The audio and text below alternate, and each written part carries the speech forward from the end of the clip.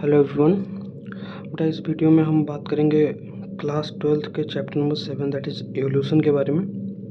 तो सबसे पहले हम इसमें देखेंगे कि कुछ टर्म्स हैं बेटा, कुछ मतलब इस चैप्टर में कुछ चीज़ें हमें याद रखनी है कि जैसे मैंने यहाँ पे लिख रखा है points to remember from NCERT.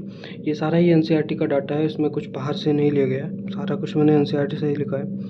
तो इसमें सबसे पहले देखेंगे बेटा कि ओरिजिन ऑफ यूनिवर्स, तो वो 20 बिलियन ईयर एगो, ध्यान रखेंगे बेटा 20 बिलियन ईयर एगो है।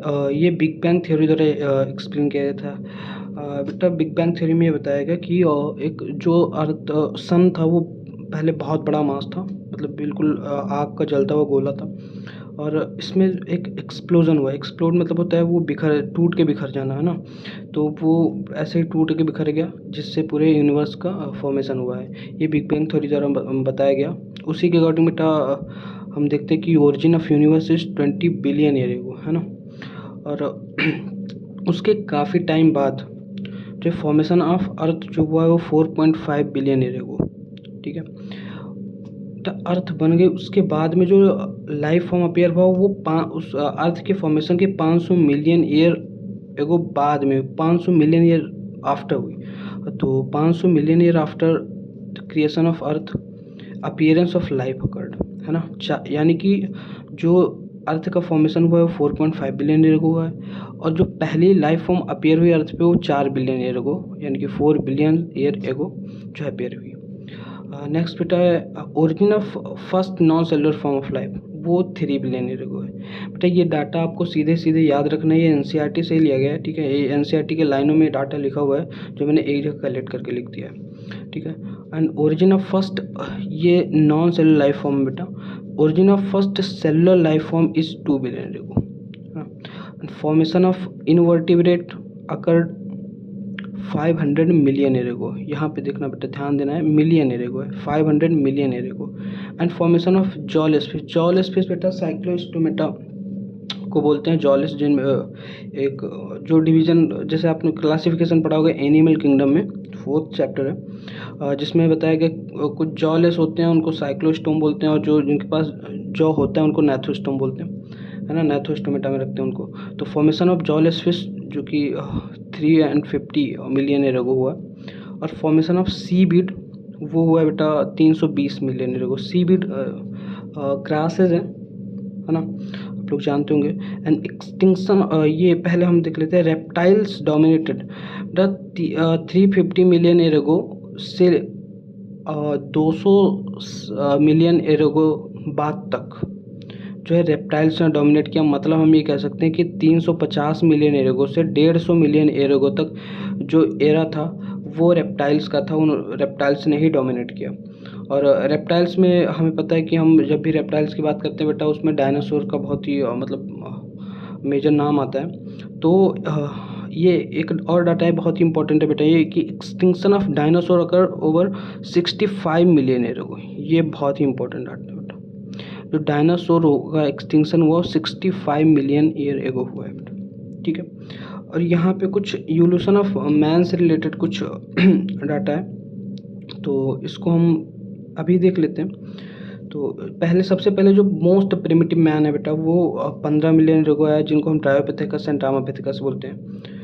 और उसके बाद में फिर Australopithecus 3 to 4 million year ago, फिर Homo habilis 2 million year ago, फिर होमो इरेक्टस 1.5 मिलियन ईयर एगो, फिर Neanderthal 1 lakh to 40,000 year back, 1 lakh to 40,000 year back, है ना। और उसके बाद में ये दो बहुत ही इंपॉर्टेंट क्वेश्चन है बेटा कि प्री हिस्टोरिक केव आर्ट कितने ईयर, 18,000 ईयर एगो, है ना। 18,000 ईयर एगो प्री हिस्टोरिक जो केव आर्ट है, मध्य प्रदेश में कुछ केव्स हैं, है ना, उनमें जो आर्ट्स बनी हुई है वो 18,000 ईयर्स पुरानी है बेटा। और होमो सैपियंस अराइज कब हुए, 75,000 to 10,000 ईयर बैक, ठीक। Homo sapiens arise. And agriculture का जो स्टार्टिंग हुई एग्रीकल्चर की वो कब हुई, वो 10,000 साल पहले हुई बेटा, ठीक है। तो हमने कुछ डाटा देखा जो कि हमें सिंपली मेमोराइज करना था, और मैं प्रेफर करूँगा कि सीधे ही आप उन डाटों को याद कर लें, उसके लिए कोई शॉर्ट ट्रिक या ऐसा कुछ बनाने की ज़रूरत नहीं है, उसको सीधे ही याद कर लें, है ना। बहुत ही बेनिफिशियल रहेगा आपके लिए। और अब हम चैप्टर में एंटर करते हैं। तो चैप्टर स्टार्ट होता है बेटा, हेडिंग है ओरिजिन ऑफ लाइफ। तो सबसे पहले वो मतलब फर्स्ट लाइफ फॉर्म अपीयर कैसे हुई, इसके बारे में भी बहुत क्लियरली तो कुछ कहा नहीं जा सकता, लेकिन खाली अभी चूँकि वो उस टाइम पे कुछ था नहीं, तो हम एक थियरी बना सकते हैं, एक हाइपोथेसिस दे सकते हैं कि हाँ ये हुआ होगा जिससे लाइफ अपीयर हुई है ना। तो इस बेस पे बहुत सारी थियरीज दी गई हैं, हम एक एक करके बात करेंगे। सबसे पहले तो क्या था कि जब बेटा लाइफ फॉर्म अपीयर हुई तो इनिशियली रिड्यूसिंग एटमॉस्फेयर मतलब समझिए कि ऑक्सीजन नहीं थी, है ना। तो उसको हम रिड्यूसिंग एटमॉस्फेयर बोलते हैं, जिसमें कि क्या था, मीथेन था CH4, है ना, वाटर था दैट इज H2O, अमोनिया था NH3 and carbon dioxide that is CO2। ठीक है, ये 4 चीज़ें थी प्रमुख रूप से, और ऑक्सीजन नहीं था, है ना। तो फिर बाद में क्या हुआ कि जब धीरे धीरे सब कुछ, ये सब कुछ आया कहाँ से, तो जो मॉल्टन मास था सन का, मतलब अर्थ का, एक्चुअली जो सन से ही टूट के आया है, उसी में से ये गैसेस रिलीज हुई थी बेटा, है ना। तो फिर बाद में क्या हुआ कि पानी हमारे पास था, वाटर, इस पे जब यूवी रेस पड़ी तो ये स्प्लिट हो गया बेटा 2H2+O2 में, है ना। तो ये जो हाइड्रोजन था वो चूँकि लाइटर होता है, बहुत ही हल्की गैस है, तो ये एस्केप कर गई, ऑक्सीजन यहीं पे रह गया, है ना। और फिर ऑक्सीजन के फिर बेटा O2 के ऊपर जब यूवी लाइट पड़ी तो ये स्प्लिट हो गया O+O में, और ये चूँकि नेसेंट ऑक्सीजन, आपको पता है ये नेसेंट ऑक्सीजन बहुत ही रिएक्टिव होता है ना। तो ये तुरंत फिर ये फर्दर O2 से कंबाइन होकर O3 बना लिया, इसको आप ओजोन बोलते हैं। ओजोन अगर नीचे एटमॉस्फेयर में है तो उसको हम बैड ओजोन बोलते हैं, लेकिन अगर ऊपर एटमॉस्फेयर में तो उसको हम गुड ओजोन बोलते हैं, है ना। गुड ओजोन, ये ओजोन क्या करती है, हमें स्किन कैंसर से प्रोटेक्ट करती है। आजकल चूँकि पोल्यूशन बहुत ज़्यादा हो रहा है, इसलिए ओजोन लेयर का डिप्लीशन भी हो रहा है ना, तेज़ी से। तो ये एक मेजर इशू है हमारे एनवायरनमेंट के लिए। उसके बाद में बेटा ये तो हुआ कि ऑक्सीजन का फॉर्मेशन कैसे हुआ, जो एटमॉस्फेयर था वो रिड्यूसिंग से ऑक्सीडाइजिंग कैसे हुआ। उसके बाद में हम कुछ थियरीज देखते हैं कि ओरिजिन ऑफ लाइफ के बारे में क्या क्या थियरी दी गई। तो सबसे पहले एक थियरी है पैनिस्पर्मिया, है ना। ये इस थियरी के अकॉर्डिंग क्या था बेटा कि लोग कुछ ग्रीक थिंकर्स है ना, उनके अकॉर्डिंग क्या है कि जो लाइफ है वो किसी अदर प्लेनेट से स्पोर्स के फॉर्म में आई है। क्या है, लाइफ जो है किसी अदर प्लेनेट से आई है बेटा in the form of spores, है ना। तो एक मतलब ऐसा माना नहीं जा सकता, लेकिन फिर भी कुछ जो एस्ट्रोलॉजर्स हैं उनके लिए अभी भी ये फेवरेट आइडिया है, वो मतलब इसी चीज़ को रियलिस्टिक मानते हैं कि हाँ ऐसा ही हुआ होगा, है ना, एस्ट्रोलॉजर्स। तो ये थ्योरी मुझे पर्सनली तो परफेक्ट नहीं लगती है, बट ठीक है, पढ़ना पड़ रहा है। एंड उसके बाद नेक्स्ट है बेटा थियरी ऑफ स्पॉन्टेनियस जनरेशन के अकॉर्डिंग क्या हुआ, उन्होंने बताया कि जो मतलब लाइफ फॉर्म है वो डेड एंड डिकेइंग मैटर से आई है ना। कुछ चीज़ें सड़ती गलती हुई चीज़ें, जैसे इसके अकॉर्डिंग बहुत ही बकवास चीज़ बताई गई, जैसे मतलब आप ये समझिए कि जो आटे का चोकर होता है उसमें पसीने से भीगी शर्ट भिगा के रखें अगर हम, तो वो कुछ एक हफ्ते में उसमें से चूहे बन जाएंगे। या फिर हम कभी ऐसे गोबर ले लें, उसमें से कोका कोला मिला दें, है ना, कोक, तो कुछ टाइम के बाद उसमें से बिच्छू निकले। ये इस थियरी के अकॉर्डिंग बताया गया, स्पॉन्टेनियस जनरेशन की थियरी के। बहुत ही बकवास सी बात है ना, ऐसा कभी नहीं हो सकता है। तो इस थियरी को डिसअप्रूव किया लुईस पास्चर ने। बेटा लुईस पास्चर ने एक कुछ एक्सपेरिमेंट किए, है ना। उन्होंने किल्ड यीस्ट रखा बिल्कुल ही स्टेरलाइज्ड मीडियम, स्टेरलाइज समझते हो कि जहाँ पे बिल्कुल भी कॉन्टेमिनेशन ना हो, जहाँ पे कोई माइक्रोब ना हो, है ना। तो फिर उन्होंने किल्ड यीस्ट रखा, तो उन्होंने देखा कि वहाँ पे नया कोई ऑर्गेनिज्म पैदा नहीं हुआ। लेकिन जब उन्होंने ओपन एटमॉस्फेयर में जो है किल्ड यीस्ट को रखा, तो उसमें कुछ टाइम बाद उसमें नए नए माइक्रोब्स जो है जनरेट हो गए। तो उन्होंने ये पता चला कि जो लाइफ है वो प्री एग्जिस्टिंग लाइफ से है, life appear from the pre existing life बेटा। मतलब जो लाइफ है वो पुरानी लाइफ से ही जनरेट हुई है, लेकिन जो सबसे पहली लाइफ कैसे आई थी ये बात वो लुईस पास्चर एक्सप्लेन नहीं कर पाए थे। ठीक है, उसके बाद में बेटा नेक्स्ट ये एनसीईआरटी में इसके अलावा बेटा कुछ नहीं है। अब और बहुत सारी थियरीज दी गई थी जो कि हम लोग अब कोचिंग मटेरियल में या फिर कहीं रेफरेंस बुक्स में पढ़ते होंगे, लेकिन एनसीईआरटी में इसके अलावा कुछ नहीं है। और आपको पता है पेपर हमें अब इस अभी जो ट्रेंड चल रहा है वो एनसीईआरटी से आ रहा है, तो हमें कुछ बाहर का पढ़ने की ज़्यादा ज़रूरत नहीं है ना। तो नेक्स्ट बेटा है थियरी ऑफ केमिकल इवोल्यूशन। ये बहुत ही इंपॉर्टेंट थियरी है, मोस्ट वाइडली एक्सेप्टेड थियरी है ना, मोस्ट वाइडली एक्सेप्टेड थियरी। इसी को सब लोग ज़्यादा एक्सेप्ट कर रहे हैं, हालांकि कुछ कहा नहीं जा सकता कि ये ही बिल्कुल सही है या ऐसा ही हुआ होगा, बट ये सबसे ज़्यादा एक्सेप्ट की जाने वाली थियरी है बेटा। तो इसमें क्या हुआ कि ओपैरिन, ये बेटा आपको ये भी याद रखना है कि ये कौन कौन सी कंट्री से थे। तो साइंटिस्ट का नाम था ओपैरिन जो कि रसिया से थे, एंड हेल्डिन जो कि इंग्लैंड से थे ना। इन दोनों ने मिलकर एक थ्योरी दी थी कि according to this theory life came from pre existing organic molecule. उन्होंने बताया कि हमारे जो एटमॉस्फेयर में बहुत सारे ऑर्गेनिक मॉलिक्यूल्स हैं, उन्हीं से जो है लाइफ की ओरिजिन हुई है कैसा न कैसा करके, क्योंकि उस टाइम पे चूँकि एटमॉस्फेयर ऐसा था कि बहुत ही हाई टेम्परेचर था, है ना। और उस टाइम एक एरप्शन बहुत थे, है ना, भूकंप, भूचाल और ज्वालामुखी, ये सारी चीज़ें मतलब ऐसे हो रही थी कि जिससे मतलब ये क्या हुआ कि जो ऑर्गेनिक मैटर थे उनसे ही कहीं ना कहीं जो है लाइफ की ओरिजिन हुई है ना। इस तरीके से उन्होंने बताया।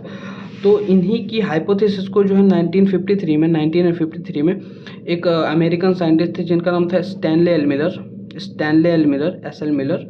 उन्होंने बेटा एक ऐसा ही एटमॉस्फेयर लैब में बनाया, है ना।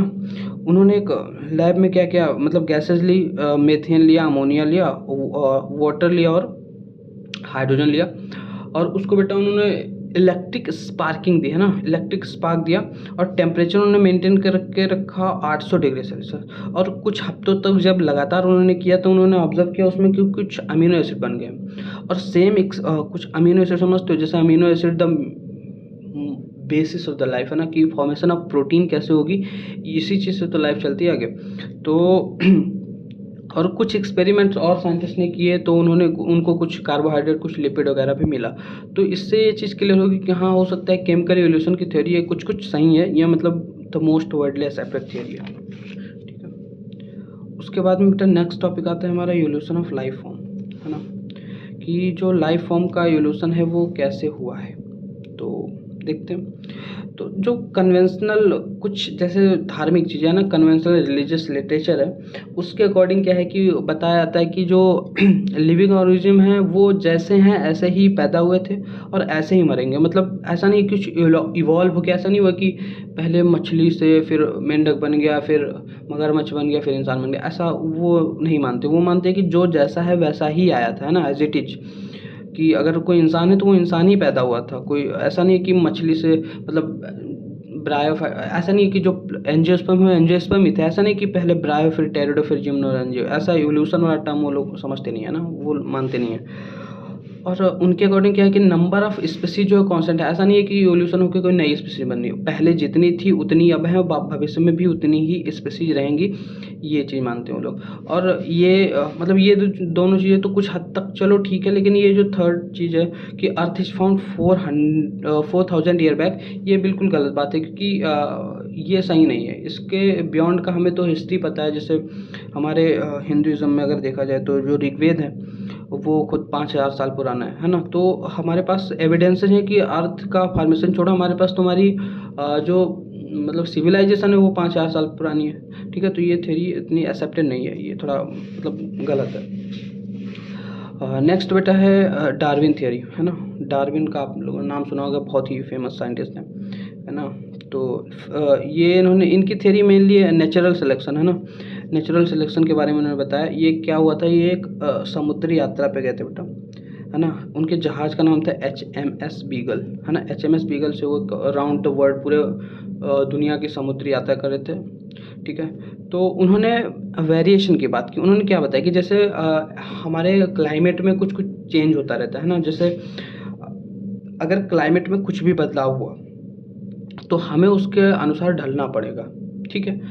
और कुछ ऑर्गेनिज्म होते हैं जो उसके अलॉन्ग ढल जाते हैं, अपने अंदर बदलाव कर लेते हैं, है ना, उसी को वेरिएशन बोलते हैं। और कुछ होते हैं जो नहीं कर पाते हैं, तो जिनमें वेरिएशन आ गई, जो उस एटमॉस्फेयर में ढल गए, वो तो सर्वाइव कर लेंगे, यानी कि वो फिट हैं, ठीक। और जो नहीं कर पाए वो अनफिट हैं, वो नेचर वाला उनको सेलेक्ट नहीं किया जाएगा, वो मतलब एक्सटिंक्ट हो जाएंगे फिर, है ना। इस तरीके से उन्होंने बताया। तो उन्होंने बताया कि जो वेरिएशन होता है वो अल्टीमेटली जो ऑर्गेनिज्म है उनको डिफरेंट डिफरेंट कंडीशन में सर्वाइव करने में हेल्प करता है, ठीक है। हम पढ़ लेते हैं। He talked about the variation in the characters which help them to adopt well in the particular habitat, है ना। तो वेरिएशन क्या करता है, उसको उस पर्टिकुलर हैबिटेट में अडॉप्ट करने के लिए जो है हेल्प करता है। And he describe fitness. Basically जो डार्विन ने जो फिटनेस डिफाइन की थी बेटा, उस फिटनेस का मीन्स है रिप्रोडक्टिव फिटनेस, है ना। रिप्रोडक्टिव फिटनेस में उन्होंने क्या बताया कि जो ज़्यादा फिट होगा वो ज़्यादा प्रोजेनी लीव करेगा, है ना। और जो रिप्रोडक्टिवली ज़्यादा फिट है वो मतलब उसकी जनरेशन आगे बढ़ेगी और जो रिप्रोडक्टिव फिट नहीं वो धीरे धीरे एक्सटिंक्ट हो जाएगा, है ना। इस तरीके से कुछ उन्होंने बताया। और एट द सेम टाइम एक साइंटिस्ट थे अल्फ्रेड बेलस, ठीक है, अल्फ्रेड बेलस, उन्होंने एक आइलैंड था, नाम था उसका मलाया आर्चिपेलागो। वहाँ पे उन्होंने एक्सपेरिमेंट किया, उन्होंने और कुछ एक्सपेरिमेंट नहीं किया, एक ऑब्जर्वेशन करी। तो उस ऑब्जर्वेशन पे वो भी सेम कंक्लूजन पे पहुंचे कि सर्वाइवल ऑफ द फिटेस्ट, है ना। जो फिट होगा वही सर्वाइव करेगा, उसी को नेचर सेलेक्ट करती है, जो फिट नहीं होगा वो फिर एक्सटिंक्ट हो जाएगा, है ना। तो यही नेचुरल लाइफ में भी है ना। ये बहुत सही थियरी है कि जो मतलब हमारा चूँकि कंपटीशन का टाइम है, इतना कंपटीशन है दुनिया में, तो जो बेटा फिट नहीं रहेगा उसको फिर नेचर सेलेक्ट नहीं करती है। अगर आपको सेलेक्ट होना है then you must have fit, you must be fit, है ना।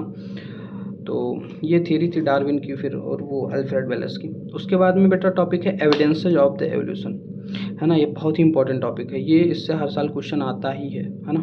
तो इसको थोड़ा ध्यान से देखेंगे। तो पहला है फॉसिल। तो फॉसिल्स आप लोगों को पता होगा कि रॉक्स में हम लोग कभी या फिर डिगिंग करते टाइम जैसे अर्थ खोदते हैं तो कुछ हमें स्केलेटन मिल जाता है, या कुछ बहुत सारी चीज़ें जगह जगह पे मिलती रहती हैं। तो वो बेटा कुछ ट्रेसेज हैं जिससे पता चलता है कि हाँ पिछले टाइम में क्या रहा होगा, कैसे रहा होगा। तो वो फॉसिल्स हैं, है ना। इन फॉसिल के जो एविडेंसेस होते हैं इनको हम पैलेंटोलॉजिकल एविडेंस बोलते हैं ना। सेकेंड थिंग है बेटा कंपैरेटिव एनाटॉमी एंड मॉर्फोलॉजी। ये तो बहुत ही इंपॉर्टेंट है, इस पर तुम स्टार लगा लो, बहुत ही इंपॉर्टेंट है ये, है ना। होमोलोगस, तो ये कंपैरेटिव एनाटॉमी और मॉर्फोलॉजी का क्या मतलब है कि जो हमारे कुछ ऑर्गन्स हैं जिनके स्ट्रक्चर एंड ओरिजिन सेम है लेकिन हम उससे कुछ अलग अलग काम करते हैं, या फिर कुछ ऐसे हैं जिनका स्ट्रक्चर एंड ओरिजिन डिफरेंट है लेकिन उनसे हम सेम काम करते हैं। तो उस बेस पे हमने जो है बताया कि हाँ हो सकता है कि हमारे एंसेस्ट्री जो है सेम रहे, क्योंकि अगर स्ट्रक्चर सेम है, उसका फंक्शन सेम है या फिर कुछ ही है, तो हम ये मान सकते हैं कि हाँ शायद जो हमारे एंसेस्टर रहे होंगे वो सेम रहे होंगे, है ना। ये एक मानने का बेसिस है, हाइपोथेसिस है, कोई क्लियर कट आइडिया नहीं है इसके बारे में, ठीक है। तो पहला है होमोलोगस। होमोलोगस ऑर्गन बेटा उन ऑर्गन्स को बोलते हैं जो जिनकी ओरिजिन एंड स्ट्रक्चर जो है वो सिमिलर होता है ना, और लेकिन उनके जो फंक्शंस होते हैं वो टोटली डिफरेंट होते हैं, ठीक है। फॉर एग्जांपल बहुत ही इंपॉर्टेंट है इसके।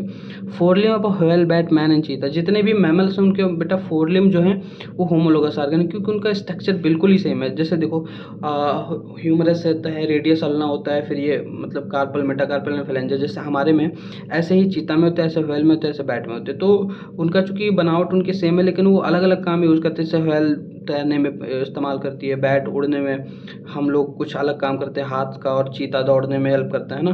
तो ये सारी चीज़ें हैं, तो उनका फंक्शन अलग है, चूँकि स्ट्रक्चर सेम है इसलिए उनको होमोलोगस ऑर्गन कहा गया। Brain and heart of the vertebrate, ये भी बेटा होमोलोगस ऑर्गन है, brain and heart of the vertebrate. And next thing is बेटा कि thorn and tendril of the bougainvillea and Cucurbita. Thorn and tendrils बेटा bougainvillea and Cucurbita के क्या हैं, ये स्टेम्स के मॉडिफिकेशन है ना। स्टेम के मॉडिफिकेशन थॉर्न भी है, टेंड्रिल भी। लेकिन थॉर्न क्या करता है, प्रोटेक्शन में हेल्प करता है, और टेंड्रिल क्या करता है, उसको सपोर्ट प्रोवाइड करता है। तो दोनों के फंक्शन अलग अलग है, हालांकि ओरिजिन दोनों की सेम है, स्टेम से ही अराइज हुए हैं, तो इसलिए होमोलोगस ऑर्गन है, ठीक है। और होमोलोगस ऑर्गन्स इसको हम बेसिकली डाइवर्जेंट इवोल्यूशन बोलते हैं। डाइवर्ज मतलब क्या होता है कि एक मतलब कहीं सिमिलर से दूर जाना, है ना, क्योंकि इनके फंक्शन जो है अलग अलग होते हैं। पहले एंसेस्ट्री सेम थी, अब अलग अलग होते आ रहे हैं, इसलिए हम इसको डाइवर्जेंट इवोल्यूशन बोलते हैं, ठीक है। तो होमोलोगस ऑर्गन हो गया। नेक्स्ट बेटा एनालोगस ऑर्गन। एनालोगस ऑर्गन क्या होता है कि ये उसका जस्ट अपोजिट है कि उनकी ओरिजिन डिफरेंट होती है ना, और स्ट्रक्चर और ओरिजिन डिफरेंट होती है but perform the same function, है ना, उनके फंक्शन सेम होते हैं। तो इसको हम कन्वर्जेंट एवोल्यूशन के अंदर कंसिडर करते हैं। और इसके एग्जांपल है बेटा wings of butterfly and birds. आपने देखा होगा बटरफ्लाई के और बर्ड्स के विंग बिल्कुल ही अलग होते हैं, ठीक है, लेकिन दोनों ही उड़ने में इस्तेमाल होते हैं, तो वो उसको हम एनालोगस ऑर्गन कहेंगे। और eyes of octopus and mammal. Mammal की आई और ऑक्टोपस की, ऑक्टोपस आपने देखा नहीं होगा लेकिन ऑक्टोपस आपको फोटो में देखा होगा, उसकी एक सिंगल आई होती है ना। तो और वो उसकी ज़्यादा आई बहुत ही सेंसिटिव होती है लेकिन उसको क्लियर चीज़ें दिखाई नहीं देती हैं, ठीक है, लेकिन काम तो देखने का है। दोनों का ओरिजिन बहुत ही अलग है लेकिन उनको दोनों का ही देखने का काम है, तो वो भी हम उसको हम एनालोगस ऑर्गन में कंसिडर करते हैं। और ये तो अभी की बारी नहीं, 22 में आया था। Flipper of penguin and flipper and dolphin. Flipper of penguin and dolphin जो है बेटा दोनों की ओरिजिन बिल्कुल अलग है लेकिन ये दोनों ही इसको तैरने में इस्तेमाल करते हैं, ठीक है, तो वो फंक्शन सेम हो गया। इसलिए एनालॉगस ऑर्गन है। And next and the last example is potato and sweet potato. बेटा पोटैटो जो है ये ट्यूबर है ना, स्टेम का मॉडिफिकेशन है, स्टेम मॉडिफिकेशन, ठीक है। जबकि जो स्वीट पोटैटो है बेटा ये रूट का मॉडिफिकेशन है, रूट मॉडिफिकेशन, ठीक है। लेकिन दोनों का काम क्या है, स्टोरेज, सिमिलर फंक्शन है, स्टोरेज है ना। तो ओरिजिन दोनों का अलग अलग है, इसका रूट से है, इसका स्टेम से है, लेकिन दोनों का फंक्शन क्या है, स्टोरेज है। तो इसलिए potato and sweet potato are the analogous organ. ठीक, तो बेटा हम यहाँ तक बात कर चुके हैं एविडेंसेस ऑफ इवोल्यूशन, और इसके आगे नेक्स्ट वीडियो में बात करेंगे।